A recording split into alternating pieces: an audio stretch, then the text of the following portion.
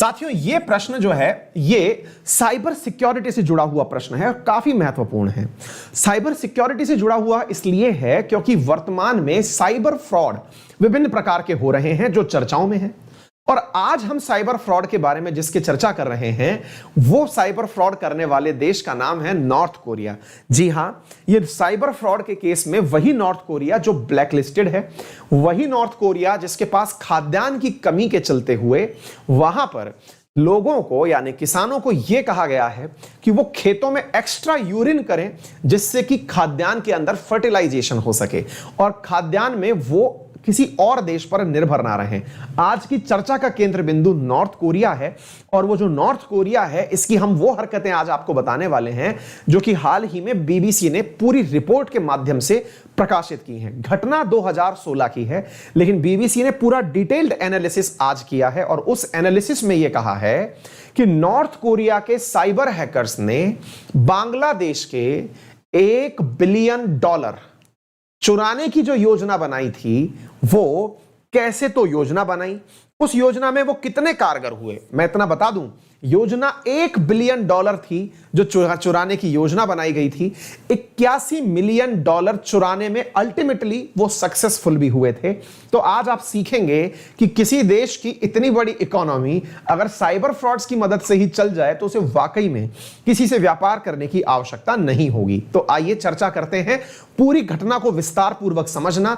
एक ऐसा इंटरनेशनल मुद्दा जिसके ऊपर फिल्में बन चुकी हैं, जिसके ऊपर सारी घटनाएं बन चुकी हैं, FBI दुनिया के देश लड़ रहे हैं, बहुत सारे किरदार आपको आपस में जानने के लिए आज मौका मिलेगा। तो ये पूरा की पूरा जो मुद्दा है ये बेसिक्स ऑफ साइबर सिक्योरिटी भी आपको सिखाएगा क्योंकि इसमें मैं आपको कुछ जरूरी जानकारियां भी दूंगा। क्या जानकारियां हैं आइए मैं आपको बताता हूं। साथियों, बीबीसी ने एक रिपोर्ट प्रकाशित की है जिसमें उसने कहा है कि $1 बिलियन की वर्ष 2016 में एक चोरी हुई थी। चोरी की प्लानिंग हुई थी और उसमें से पूरी प्लानिंग तो नहीं हो पाई लेकिन $81 मिलियन उसमें से निकाल लिए गए थे। कौन सा देश था, किस पे कर रहा था? तो बांग्लादेश के पैसे चोरी होने वाले थे। कौन करवा रहा था? नॉर्थ कोरिया करवाने वाला था। बीबीसी की रिपोर्ट पर, एक समाचार पत्र की रिपोर्ट पर अन्य अखबारों ने अपने द्वारा इसकी जिक्र भी किए हैं। नॉर्थ कोरिया मैप में आप अच्छे से जानते हैं चाइना के पूर्व में पाया जाने वाला देश है। 38 पैरेलल नॉर्थ कोरिया और साउथ कोरिया को अलग करता है जिसकी राजधानी प्योंगयांग है। किम जोंग उन जिसके इस समय पर प्रधान है। बांग्लादेश हमारा बिल्कुल पड़ोसी, ये क्या बोलते हैं, पड़ोसी हमारा बांग्लादेश जो कि अपने आप में बहुत गरीब राष्ट्र पहले तक रहा है। उस गरीब राष्ट्र के साथ में एक और गरीब राष्ट्र किस प्रकार की चीटिंग कर रहा था आज आप उस सेशन के अंदर पढ़ेंगे। तो इस घटना को कहा जाता है बांग्लादेश बैंक हेस्ट। हेस्ट का मतलब होता है बहुत बड़ी रॉबरी और इस बैंक हेस्ट को आप बिल्कुल एक फिल्म की तरह समझने का प्रयास करें क्योंकि ये पूरी फिल्म ही है, एक पूरी स्टोरी है। कहानी क्या है आइए अब मैं आपको एक एक करके सारी बातें बताता हूं। साथियों, सबसे पहले यह घटना शुरू होती है वर्ष 2015 के अंदर और 2015 के अंदर हुई इस घटना को आप जरूर समझें। कुछ किरदार हैं, उन किरदारों के नाम मैं अपने पेज पर लिख के लाया हूं ताकि मैं आप लोगों को वो किरदार बता सकूं। किरदार का नाम है रसेल आलम। अब थोड़ा ध्यान से सुनिएगा एक एक चीज और उन्हें अपने साथ जोड़ते चलिएगा। बात है बांग्लादेश की। बांग्लादेश में वर्ष 2015 में बांग्लादेश की जो सेंट्रल बैंक है, जैसे अपनी RBI है ऐसे बांग्लादेश की जो केंद्रीय बैंक है उसके कर्मचारियों के पास रसेल आलम नाम से एक मेल आता है और उस मेल में ईमेल आता है। उस मेल में लिखा होता है कि मैं जॉब चाहता हूं, है ना। अब जैसे आप लोगों ने भी बहुत बार देखा होगा, बहुत बार आप लोगों ने भी मेल किए होंगे लोगों को कि भैया हमें नौकरी के लिए जॉब चाहिए, CV भेजे होंगे कहीं ना कहीं। साइबर फ्रॉड में इस प्रकार की मेल करना साथियों ये साइबर अपराध का एक नया क्राइटेरिया है। और इसमें क्या होता है, अगर कोई आपके पास मेल आया कि मैं जॉब चाहता हूं तो देखिए होता क्या है, जैसे मेरे पास भी बहुत सारे मेल आते हैं कि सर, मतलब जब मैं ऑब्वियसली जब जॉब रिक्रूटमेंट निकालता हूं तो मेल्स बहुत सारे आते हैं। अब टेक्निकल सी बात है कि मेल आएंगे तो मैं ओपन करके भी देखूंगा कि भाई इसमें क्या है।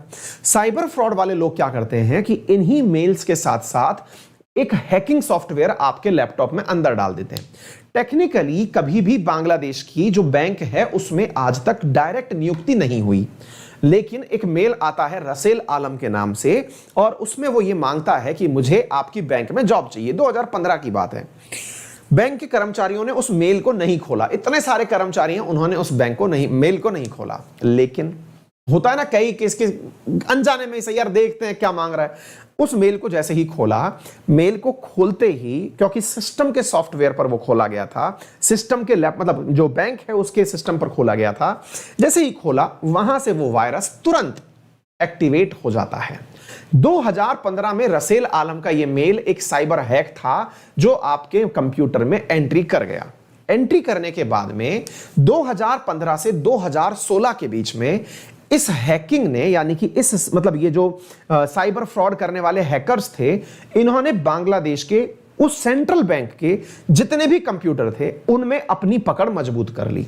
अच्छा, आगे बढ़ते हैं। अब क्या होता है, इस घटना को अंजाम देने वाला जो सबसे प्रमुख व्यक्ति था उसका नाम क्या है, जरा आप इसे अभी से पहचान लें ताकि इस व्यक्ति की थोड़ी इज्जत बढ़ जाएगी। इंटरनेशनल क्रिमिनल्स में ओसामा बिन लादेन भी क्या करेगा, जरा इसको देखें, आपको थोड़ा सा पता चलेगा कि यह अलग ही लेवल का क्राइम है।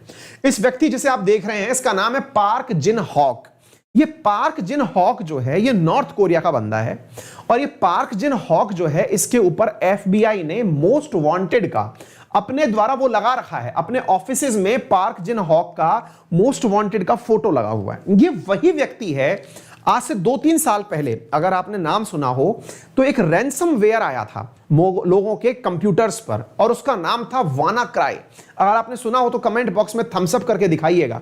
वानाक्राई नाम से एक सॉफ्टवेयर आया था, सॉफ्टवेयर नहीं, एक हैकिंग था, और उसमें कंप्यूटर के ऊपर एक वायरस आ गया था, और वो वायरस आकर के अगर आप उस वानाक्राई से बचना चाहते हैं तो आपसे क्रिप्टो करेंसी में पैसे मांगे गए थे, तभी जाकर के वो आपके कंप्यूटर को छोड़कर जाएगा, अदरवाइज वो नहीं छोड़ के जाएगा। वो भाई साहब इन बुद्धिजीवी का कमाल था।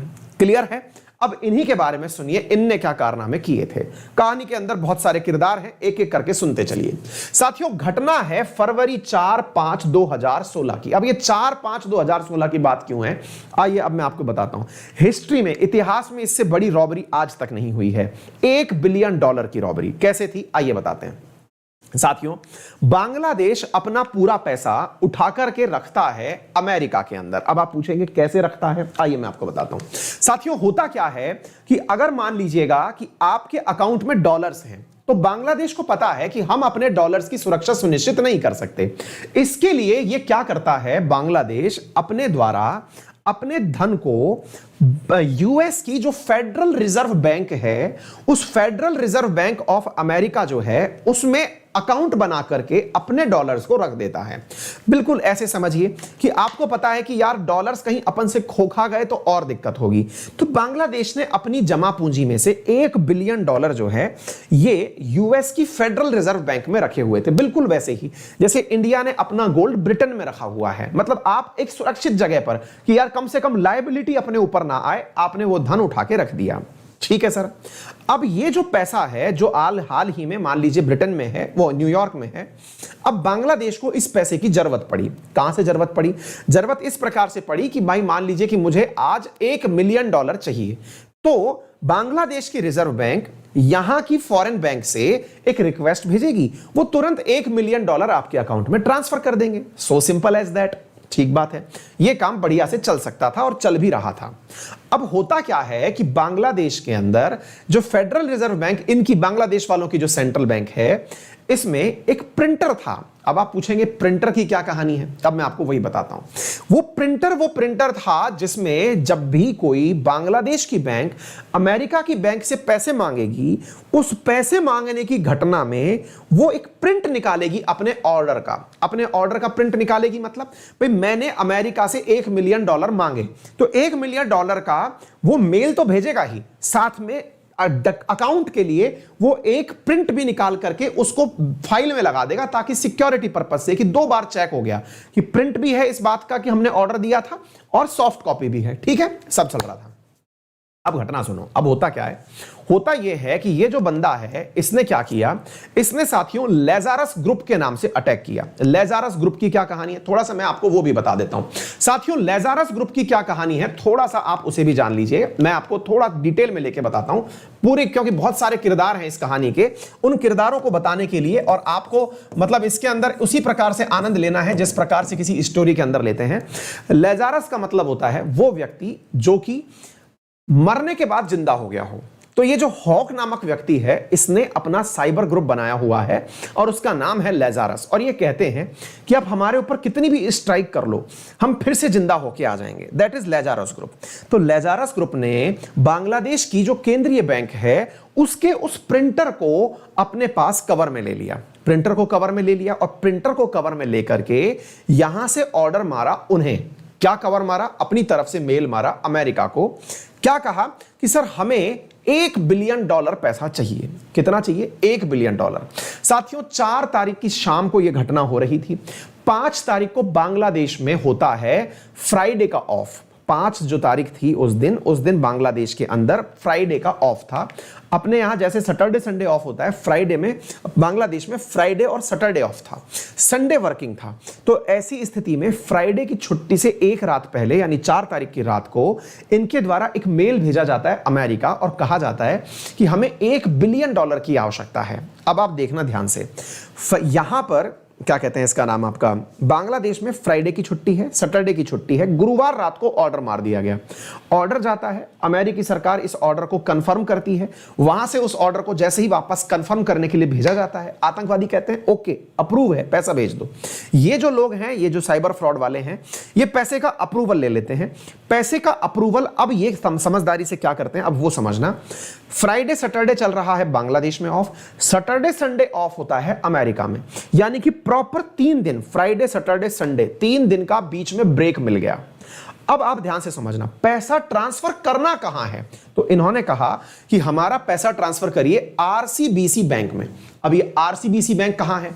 आरसीबीसी बैंक मनीला की एक प्रमुख बैंक है। मनीला कहां है? फिलीपींस में एक बैंक है। बोले हमारा ये पैसा $1 बिलियन का कहां ट्रांसफर करिए? आरसीबीसी बैंक मनीला में ट्रांसफर करिए। उसने कहा, एफबीआई ने, मतलब जो अमेरिका की फेडरल बैंक है, ठीक है भाई, अब बांग्लादेश बोल रहा है कि फिलीपींस को पैसे देने हैं तो दे रहा होगा, अच्छी बात है। ये पैसा वहां ट्रांसफर भी हो जाता है। कहां पर? आरसीबीसी बैंक में, $1 बिलियन का। अब समय क्या था? अब आरसीबीसी बैंक से पैसा निकाला कैसे जाए, यानी कि पैसा बांग्लादेश का अमेरिका से फिलीपींस चला गया है। अब बड़ा सवाल यह है कि वहां से निकाला कैसे जाए, और निकालने के लिए इन लोगों ने फिर फर्जी अकाउंट्स का उपयोग किया। फर्जी अकाउंट्स का कैसे उपयोग किया, अब वो सुनिए साथियों। इन्होंने अपने द्वारा अलग अलग नाम से अकाउंट से पैसा विड्रॉ करने के लिए नामांतरण दिया, यानी कि अपने द्वारा नाम दिया कि इस अकाउंट में पैसा ट्रांसफर कर दीजिए। इन्होंने एक फर्जी नाम यूज किया जिसका नाम जुपिटर था। जुपिटर नाम से जब इन्होंने एक फर्जी नाम यूज में लिया, तो कहते हैं ना, चोर जाते जाते कुछ निशानी छोड़ जाता है। तो जुपिटर नाम से जो इन्होंने नाम दिया, असल में जुपिटर ईरान के एक वेसल का नाम था। अब आप पूछेंगे ईरान कहां से आ गया? आप सुनिए ध्यान से। ईरान के एक पानी के जहाज का नाम जुपिटर था, और चूंकि ईरान लंबे समय से ब्लैकलिस्ट चल रहा है, तो बैंकों में यह नाम पहले ही तैर रहा है कि भाई जुपिटर नाम से कोई भी ट्रांजैक्शन हो तो उसे पहले से ही चेक करना है कि यह ट्रांजैक्शन हो पाएगा या नहीं हो पाएगा। तो जुपिटर नाम जैसे ही आया तो आरसीबीसी बैंक ने उस पैसे को रोक लिया कि यार ये जुपिटर नाम पर ट्रांजैक्शन हो रहा है, पैसे को रोको। लेकिन इस बीच में $101 मिलियन ट्रांसफर हो चुके थे। $1000 मिलियन में से $101 मिलियन ट्रांसफर हो चुके थे अन्य छोटे छोटे अकाउंट्स में। जुपिटर का नाम आया तो आते ही वो पूरा $1 बिलियन का ट्रांजैक्शन बीच में ही आरसीबीसी बैंक ने रोक दिया। अच्छी बात है। अब इस $101 मिलियन में से भी एक ट्रांजैक्शन ऐसा था जो कि श्रीलंका के नाम से किया गया था। श्रीलंका के, अब देखिए, कहते हैं कि हैकर्स के अंदर दिमाग भी होना चाहिए, तो सही है, लेकिन अंग्रेजी भी आनी चाहिए, ये भी सही है। हुआ क्या, श्रीलंका में इन्होंने हैकर्स ने क्या किया, अपना एक अकाउंट श्रीलंका में किसी चैरिटी फाउंडेशन के नाम से बनाया था। अब इनसे गलती क्या हुई कि ट्रांजैक्शन में जब इन्होंने नाम भरा तो श्रीलंका में उस एनजीओ का नाम भरते समय फाउंडेशन की स्पेलिंग होती है FUNDATION, फाउंडेशन। इन्होंने उसकी स्पेलिंग में गलती कर दी और वहां लिख दिया फुंडेशन, FUNDATION, फुंडेशन। और वो फुंडेशन के कारण वो जो 101 मिलियन में से लास्ट का 20 मिलियन था वो ट्रांजैक्ट होके वापस आ गया कि कुछ गड़बड़ है। कहते हैं ना, जैसे कि आपने ट्रांजैक्शन किया, ट्रांजैक्शन में अचानक पता चला कि कुछ गड़बड़ है, वो 20 मिलियन वापस आ गया। $81 मिलियन लेकिन फिर भी जा चुका था। आरसीबीसी बैंक ने 20 मिलियन को वापस रोक लिया, यानी बैंक पहुंचे हुए पैसे को वापस रोक लिया कि नहीं, कुछ गड़बड़ है। गड़बड़ का संदेह होने लगा कि यार $1 बिलियन के हाथ पांव होते हैं। आतंकवादी अब तक $81 मिलियन उड़ा चुके थे। गजब बात है। अब ये जब 81 मिलियन डॉलर उड़ा चुके थे तो इस पैसे का करेंगे क्या? 81 मिलियन का मतलब समझो 81 गुना 10 लाख करो। पहले तो ये तो मिलियन का नंबर निकल करके आएगा, यानी 8 लाख करोड़, 8 करोड़, 8 करोड़ डॉलर करो। 8 करोड़ डॉलर का मतलब हो गया इंडिया के हिसाब से अगर हम चलें तो 70 से मल्टीप्लाई करो, 80 और 70 8 7 56, यानी कि लगभग 5.5 अरब रुपए अब तक निकाले जा चुके थे। क्लियर? 5.5 अरब रुपए अब तक निकाले जा चुके थे, लेकिन ये गए कहां? इन्होंने फिर तरीका क्या अपनाया? इन्होंने उस पैसे को मनीला के अंदर, क्योंकि मनीला जो है वो जाना जाता है साथियों, वो क्या बोलते हैं उसको, जुआ खेलने को, कैसीनोज के लिए। तो कैसीनोज के लिए इन्होंने उस पैसे को कैसीनो वालों को ट्रांसफर किया, और कैसीनो वालों को ट्रांसफर करके उसका कार्ड में, कैसीनो में अगर आपको नहीं पता है तो मैं बता दूं, कैसीनो होता है साथियों जहां पर जुआ खेला जाता है। जुआ खेलने में क्या होता है कि आप पैसे देते हैं और उसे कॉइन में कन्वर्ट करवाते हैं, और अगर कॉइन यूज नहीं करना तो आप उसे कैश में कन्वर्ट करवा सकते हैं। और मनीला जो है वो कैसीनोज के लिए जाना जाता है। साथियों इन्होंने उन कैसीनोज से उस अरबों रुपए को कैश में कन्वर्ट करा लिया। यह था साथियों अब तक के इतिहास की सबसे बड़ी रॉबरी की कहानी। मैंने आपको कितने सारे देशों के नाम बताए, और इस पूरी की पूरी इन्वेस्टिगेशन को हाल ही में किसने कवर किया है? बीबीसी ने। यह पूरी घटना आपको समझ में आ गई होगी, लेकिन क्या आपको एक बात समझ में आई कि इस घटना के पीछे सबसे बड़ी जिम्मेदार चीज क्या थी? सबसे बड़ी चीज जो जिम्मेदार थी वो थी एक मेल को खोलना। यानी अगर आप लोग साइबर फ्रॉड को बहुत हल्के में लेते हैं साथियों, ये सारी घटनाएं साइबर फ्रॉड के अंदर फिशिंग के नाम से जानी जाती हैं। स्पैम्स हैं ये सारे के सारे। और साइबर सिक्योरिटी में आप इस बात को जान लें कि जिस व्यक्ति को आप नहीं जानते उसके ना तो किसी प्रकार के मैसेज पर क्लिक करें, ना उसके ईमेल पर क्लिक करें, आपको भले ही कितना भी लुक्रेटिव मैसेज क्यों ना आ जाए। साथियों हाल ही में मैं एक वीडियो और बनाने वाला था। एक आजकल शब्द चल रहा है जिसका नाम है सेक्सटॉर्शन, और यह भी थोड़ा समझ लेना बहुत ही चिंता की बात है। मैं इसके लिए अलग से वीडियो भी बनाने वाला था, लेकिन बना समय नहीं मिला क्योंकि ऑलरेडी इतने काम में एंगेज था। इसको भी आप साइबर फ्रॉड से जोड़ करके समझ लीजिएगा। आजकल एक नया टर्म चल रहा है, दैट इज सेक्सटॉर्शन।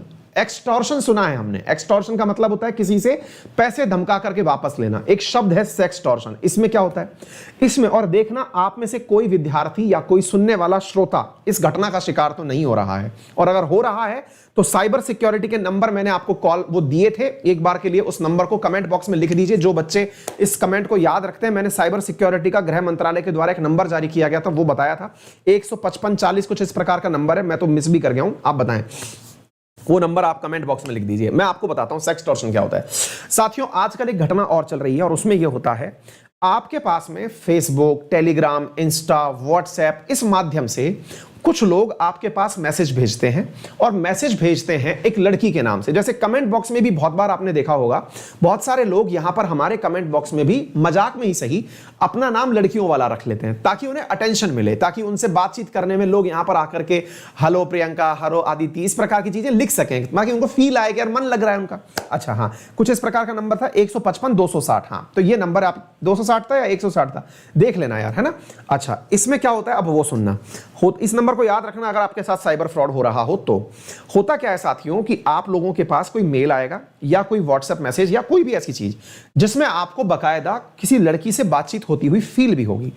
आप में से कुछ लोग इस प्रकार की बातें करते हैं, सर हम बहुत समझदार हैं, हम किसी से तब तक बात नहीं करते जब तक उसको वीडियो पर ना देख लें। वीडियो पर ना देखने से मतलब हुआ कि उसको वीडियो कॉल के माध्यम से बातचीत ना कर ले कि बताओ तुम कौन बोल रहे हो या कौन बोल रही हो। हम ऐसे उल्लू नहीं बनते। तो आप तो बहुत समझदार हैं, लेकिन आपकी समझदारी के ऊपर ही अब इन साइबर फ्रॉड करने वालों ने कोई नया तरीका निकाल लिया है। और वो नया तरीका क्या है? नया तरीका यह है साथियों कि वो आपको वीडियो कॉल भी करते हैं। अच्छा, बोले फिर तो सर कंफर्म हो गया लड़की है, फिर क्या टेंशन है, फिर तो हम बात कर सकते हैं, और हमसे ज्यादा इज्जत की बात तो लड़की के लिए है। हाँ बेटा, यही तो दिक्कत है कि आप जितना सोचते हैं वो फ्रॉड करने वाले आपसे भी आगे सोचते हैं। और उसमें क्या होता है, सामने वाला आपको बिल्कुल एक लड़की से ही बात करवाता है, और तो और वो आपसे बात करवाते कराते न्यूडिटी तक चला जाता है, यानी कि कपड़े उतारने की रस्म भी कैमरे पर ही पूरी हो जाती है। आप तो भावनाओं पर कंट्रोल कर नहीं सकते, सख्त लौंडे हैं ना, पिघल जाते हैं। और जब ये सख्त लौंडे पिघलते हैं ना गुरु, तो आपका सामने वाला कैमरा ऑन है। वो कैमरा आपकी वीडियो को तो रिकॉर्ड कर रहा है, लेकिन सामने वाले की वीडियो को रिकॉर्ड नहीं कर रहा। आप तो इज्जतदार आदमी हैं, आपकी तो समाज में इज्जत है। आपका अब वो वीडियो आपके पास दोबारा आता है मैसेज करके, शुक्रिया आपने अपने अंतरंग दृश्य हमारे साथ शेयर किए, अब आप लोग इस अकाउंट पर पैसे ट्रांसफर करें, नहीं तो अब ये अंतरंग दृश्य आपके ही फेसबुक वॉल पर हम पोस्ट करेंगे, आपके ही सोशल मीडिया पर हम पोस्ट करेंगे। आप कृपया करके उनका आनंद लें। अगर आप ये आनंद नहीं लेना चाहते तो कृपया करके हमें इस अकाउंट पर पैसा ट्रांसफर करें। समझदार रहिए, सुरक्षित रहिए। आपको ये सुनकर के बड़ा अचरज लग रहा होगा कि सर सुबह सुबह ये कौन सी बात कर रहे हैं। बेटा ये साइबर फ्रॉड्स हैं, इनको समझिए। ये बहुत बड़ी साइबर सिक्योरिटी अवेयरनेस आज के जमाने की सबसे बड़ी आवश्यकता है। तो कृपया करके इस घटना को ही अब नया नाम दिया गया है, दैट इज सेक्सटॉर्शन। तो व्हाट इज सेक्सटॉर्शन? आपको ऑनलाइन सेक्स के माध्यम से कि हाँ भाई अब तो आप बिल्कुल नग्न अवस्था में हैं, आप अब पैसे ट्रांसफर करते जाइए। रिसेंटली मतलब अखबारों में ये न्यूज इसलिए छपी, कुछ लोगों ने सुसाइड किया इस चक्कर में क्योंकि उनके पास पैसा खत्म हो गया, देने के लिए कुछ बचा नहीं और बेइज्जती पूरी की पूरी। और उस स्थिति में अगर आप भी कहीं फंसे हैं, अनजाने में आप अपने जानने वालों से नहीं कह पा रहे हैं, तो कृपया करके इन सब बातों को, जो नंबर मैंने आपको अभी बताए, इन पर शेयर करें और वहां पर अपनी सरकार और पुलिस के पास जाएं सीधा। पुलिस ऐसे समय पर आपकी जानकारी गुप्त रखती है, किसी भी अखबार में आपका नाम नहीं आएगा, पहले से ही जान लीजिए। ऐसी कोई भी घटना अगर है तो पुलिस के पास जाएं, आपकी कोई जानकारी पब्लिक नहीं होगी, किसी अखबार में आपका नाम नहीं आएगा। ठीक है, तो उम्मीद है कि आप लोगों ने एक बहुत बड़ी बात आज के माध्यम से सीख ली। तो दो बातें आज साइबर सिक्योरिटी पर मैंने सिखाई हैं। नंबर एक, कोई भी ऐसा कार्य ना करें जो अननोन मेल हो, अननोन कोई भी ऐसा अकाउंट हो उस पर क्लिक ना करें, नंबर एक। और नंबर दूसरी बात, कोई भी लड़का लड़की बनकर अनटिल अनलेस आप जिसे पर्सनली या फिजिकली नहीं जानते उसके साथ किसी तरह का संवाद ना करें। सोशल मीडिया पर इस बात की होड़ ना करें कि आप 5,000 लोगों को जानते हैं कि 10,000 लोगों को जानते हैं। मेरे को सोशल मीडिया पर 5 लाख से ज्यादा लोग मेरे साथ जुड़े हुए हैं, लेकिन पर्सनली किसी के साथ भी केवल काम से संबंधित ही बात हो सकती है। आ गई बात समझ में? कृपया करके थोड़े अवेयर रहें, सजग रहें। रह पाते हैं तो आपकी मर्जी, नहीं तो भैया जिम्मेदारी आपकी है, जिंदगी आपकी, जैसे निपटना है निपटें आप। ठीक है साथियों, तो ये सारी जानकारी मैंने दे दी। तो ये देखिएगा, एक बहुत अच्छा प्रश्न है, प्रीवियस ईयर पेपर में पूछा भी जा चुका है। Digital India requires strong focus on cyber security, discuss the challenge faced by the cyber security and suggest way to increase cyber expertise in India. तो आप इस पर अपने कमेंट और टिप्पणी कर सकते हैं। ठीक, ये काम आप लोग कर सकते हैं। इसके अलावा यदि आप पेड कोर्सेज में मेरे साथ जुड़ना चाहते हैं तो पेड कोर्सेज में एक जबरदस्त यूपीएससी में ऑफर चल रहा है। 30 जून को यह बैच शुरू हो रहा है, जिसमें आपके सामने कुछ एडुकेटर्स मैं यहां पर दिखा रहा हूं जो खुद यूपीएससी क्वालिफाइड हैं, जो आपको पूरी तरह तैयारी कराने वाले हैं। ये टीचर्स आपको लेकिन 2 साल के आइकॉनिक प्लान पर ही मिलेंगे। इन टीचर्स के साथ मिलकर के आप पढ़िए। ये आपके साथ 1-to-1 मेंटरशिप करेंगे, डेली इन पर्सनल आपके डाउट लेंगे, मंथली आपके साथ इनमें आस्क मी एनीथिंग टाइप का सेशन चलेगा, इंटरव्यू प्रिपरेशन, हाई मतलब इनसे आप पर्सनली कनेक्ट कर पाएंगे। ऐसे टीचर्स आपको अनअकैडमी उपलब्ध करवा रही है। यूजिंग माय रेफरल कोड आप इस कोर्स को परचेज कर पाएंगे। 2 साल का आइकॉनिक का जो हमारा फीस है वो 1,17,000 है। उसमें अगर आप अंकित 10 रेफरल कोड लगाते हैं तो 10% डिस्काउंट के साथ आप इस बैच को एक्सेस कर पाएंगे। पहली चीज तो ये है। दूसरी बात, आप इसमें यह भी जान लीजिएगा कि ये जो कोर्स है इसमें 10% का डिस्काउंट तो मिल ही रहा है, साथ में वो सारी चीजें जो मैंने आपको अभी तक बताई हैं, 10,000 रुपए की 20 पुस्तकें जो अनअकैडमी ने खुद तैयार करवाई हैं वो आपको मिलेंगी एज ए नोट्स। साथ में 30,000 रुपीज के 80 टेस्ट जो प्री, मेंस और सेक्शनल टेस्ट हैं वो सारे आपको मिलेंगे। और साथ में इसकी वैलिडिटी मेंस 2023 तक मिलेगी, यानी 2 साल की फीस में 2.5 साल का सब्सक्रिप्शन और वो सारे एडुकेटर्स जो आपको पर्सनली मेंटरशिप देने वाले हैं उनके साथ आपको ये कोर्स मिलेगा। अब कोर्स लेना कैसे है, इसके लिए आप अपने गूगल, और इसमें सारी एडुकेटर्स की क्लास मिल जाएगी। ये नया बैच है जो 30 तारीख से शुरू हो रहा है, इसका प्रमोशन मैं कर रहा हूं। ये कोर्स आपको मिलेगा कैसे, इसके लिए आपको गूगल प्ले स्टोर पर जाना है, अनअकैडमी लर्निंग ऐप इंस्टॉल करना है, नंबर से अपने आप को रजिस्टर करिए और गोल सेलेक्ट करिए यूपीएससी। इन केस अगर आपको कोई दिक्कत आती है, मान लीजिए कि आप कोर्स परचेज करने में कोई इशू क्रिएट हो रहा है, तो आप मेरे साथ में कनेक्ट कर सकते हैं, हमारी टीम आपकी मदद करेगी। आप इस पर कनेक्ट हो जाएं। अंकित अवस्थी सर मेरा टेलीग्राम चैनल है, जिसके डिस्क्रिप्शन में वो सारी डिटेल्स हैं, जहां से आपको कोर्स के बारे में सारी जानकारियां मिल जाएंगी। आप कनेक्ट कर सकते हैं, किसी भी प्रकार का कोई दिक्कत होता है आप उससे वहां पे जानकारी प्राप्त कर सकते हैं। My using using my referral code Ankit 10 आपको मेरी भी यूपीएससी वाली क्लास मिलेंगी, और ये नया बैच जो शुरू होने वाला है ये तो आपको मिल ही जाएगा। तो तमाम क्लासेस के साथ में आप इसे ज्वाइन करें, और इवन आप अनअकैडमी पर कोई सी भी कैटेगरी में कोर्स परचेज करें अंकित 10 यूज करके 10% डिस्काउंट। और स्पेशल क्लास में जब आज आप आए 10 बजे तो भी आप मेरा रेफरल कोड अंकित 10 यूज कर सकते हैं। आपका दिन शुभ हो। बड़ों का सम्मान करें, छोटों को प्यार दें, अपना व्यक्तित्व इस प्रकार से विकसित करें कि महिलाएं आपके साथ सुरक्षित महसूस करें। धन्यवाद।